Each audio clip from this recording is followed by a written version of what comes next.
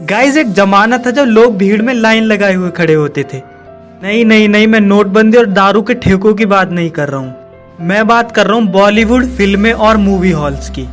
एक जमाना था जब लोग फिल्मों की टिकट खरीदने के लिए लंबी लंबी लाइन लगा के खड़े हुआ करते थे, लेकिन आजकल के डिजिटल युग में हम अपने स्मार्टफोन से टिकट बुक कर सकते हैं। उसी दौर में एक ऑनलाइन टिकट बुकिंग कंपनी की शुरुआत हुई।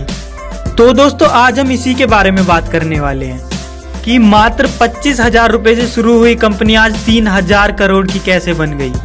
आज की जो रियल लाइफ स्टोरी है वो है बुक माई शो की। होप आपको ये इंस्पायर करेगी।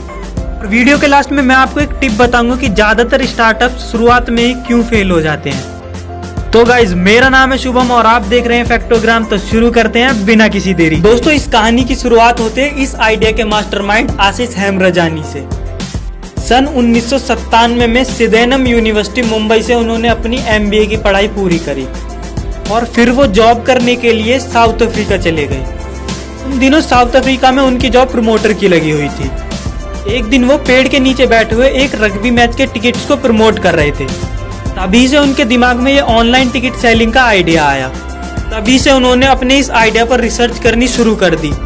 इस आइडिया पे प्लान बनाया और साउथ अफ्रीका में अपनी नौकरी छोड़ के तुरंत फ्लाइट पकड़ के वो भारत लौट आए। भारत में वापस लौट आने के बाद इन्होंने अपनी खुद की कंपनी शुरू करने का निर्णय लिया। 24 साल की उम्र में इस यंग एंटरप्रेन्योर ने अपनी पहली company big tree entertainment private limited के नाम से शुरू करी। दोस्तों, मात्र 25,000 रुपए इन्वेस्ट करके इन्होंने अपनी पहली कंपनी शुरू करी। और कमाल की बात यह है, कंपनी का जो पहला ऑफिस खुला वो खुद के इन्होंने अपने बेडरूम में खोला। अब कंपनी तो शुरू हो चुकी थी, लेकिन कंपनी में टीम मेंबर्स की कमी थी। तभी आशीष हेमरजानी ने अपने दोस्त राजेश बाल पांडे और परीक्षित दास को अपनी कंपनी में शामिल होने के लिए मनाया। अब कंपनी में 3 लोग शामिल हो चुके थे, जिसमें परीक्षित टेक्नोलॉजी डिपार्टमेंट संभालते और फाइनेंस का सारा काम राजेश के हाथ होता। ऐसे ही चलते चलते इन तीनों दोस्तों ने अपने इस सफर की शुरुआत big tree entertainment private limited के साथ की। अब कंपनी चल तो रही थी, लेकिन लिमिटेड कैश और फंड्स की कमी होने के कारण कंपनी ग्रो नहीं कर पा रही थी। फिर पैसों की कमी को दूर करने के लिए उन्होंने इन्वेस्टर्स को अप्रोच करना शुरू करा, लेकिन नई कंपनी होने के कारण इन्वेस्टर्स को लाना आसान काम नहीं था। और उस समय पर सन 2000 में लोग इंटरनेट और टेक्नोलॉजी के बारे में कम जानते थे और इंटरेस्ट भी नहीं लेते थे। तो इस वजह से कंपनी के लिए नए इन्वेस्टर्स को ढूंढना और भी ज्यादा मुश्किल था। लेकिन कहते हैं ना, अगर मेहनत करोगे तो एक दिन कामयाबी जरूर मिलेगी। तो दोस्तों, कंपनी के बहुत ज्यादा संघर्ष के बाद उन्हें अपना पहला इन्वेस्टर JP मॉर्गन चेज के रूप में मिला। एक फैक्स के द्वारा प्रपोजल भेजने पर JP मॉर्गन उनकी कंपनी में इन्वेस्ट करने के लिए तैयार हुए। तो नया इन्वेस्टर मिलने के बाद कंपनी के ब्रांड का नेम गो फॉर टिकटिंग रखा गया, जिसे बाद में बदलकर इंडिया टिकटिंग कर दिया गया। और फाइनली इस कंपनी के ब्रांड को सन 2002 में बुक माई शो नाम दिया गया।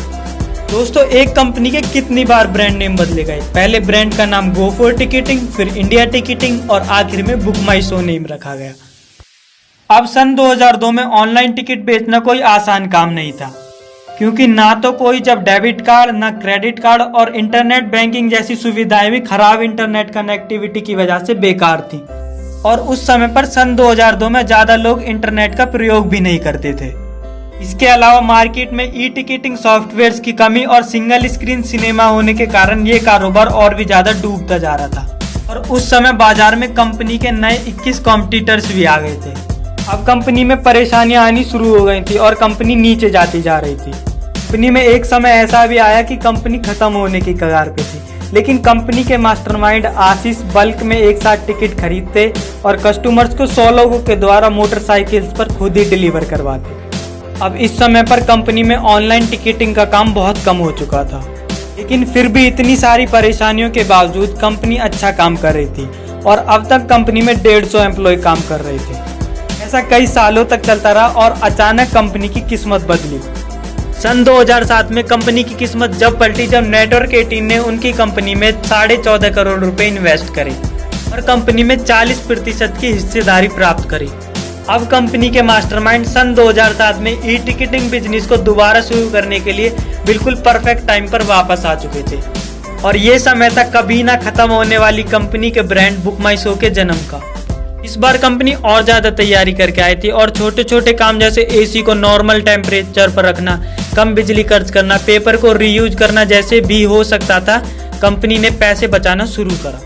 तभी बुक माई शो ने अपनी रफ्तार पकड़ी और हर जगह देश के कोने कोने में कंपनी ने फैलना शुरू करा।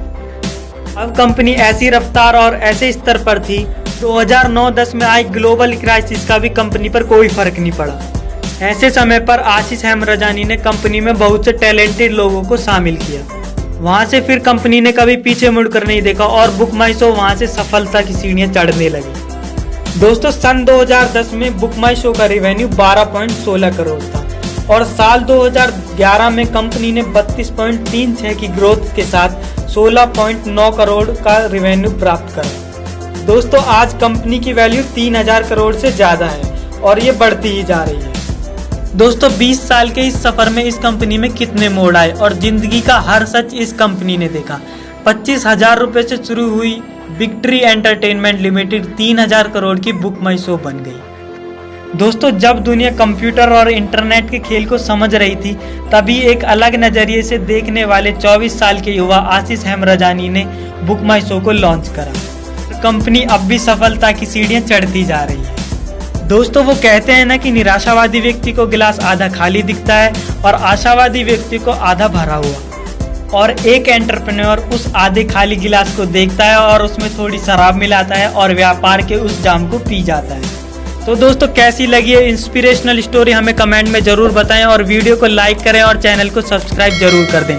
तो मिलते हैं अगली वीडियो में, तब तक के लिए जय हिंद, वंदे मातरम दोस्तों।